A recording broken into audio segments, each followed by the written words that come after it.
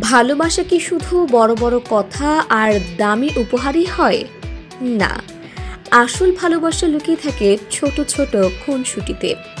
স্বামী স্ত্রীর এই খুনসুটি, মজা, দুষ্টুমি এগুলোই তো জীবনের আসল সুখ। রাসূলুল্লাহ সাল্লাল্লাহু আলাইহি ওয়াসাল্লাম নিজেই ছিলেন এর বাস্তব উদাহরণ। আয়েশা রাদিয়াল্লাহু তাআলা আনহু বর্ণনা করেছেন, একবার তিনি নবীজি সাল্লাল্লাহু আলাইহি ওয়াসাল্লামের সঙ্গে দৌড়ে প্রতিযোগিতা করেছিলেন। তখন আয়েশা রাদিয়াল্লাহু তাআলা আনহু জিতে গিয়েছিলেন। বছরখানেক পর আবার প্রতিযোগিতা হলো। সেবার রাসূল সাল্লাল্লাহু আলাইহি ওয়াসাল্লাম জিতলেন। তখন তিনি হেসে বললেন, এই জয় সেই হার শোধ। দেখো, নবীজি সাল্লাল্লাহু আলাইহি ওয়াসাল্লাম আমাদের কি সুন্দর শিক্ষা দিলেন। স্ত্রীর সঙ্গে মজা করা, হাসি ঠাট্টা করা কোনো গুনাহ নয়, বরং এটা সুন্নত।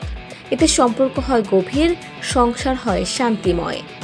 আজ আমাদের সমাজে দেখা যায় ছোটখাটো বিষয় নিয়েই স্বামী স্ত্রী অভিমান করে দূরত্ব তৈরি করে। কিন্তু যদি আমরা একটু খুনসুটি করি, একটু মজা করি, তাহলে সেই অভিমানও হবে মধুর স্মৃতি।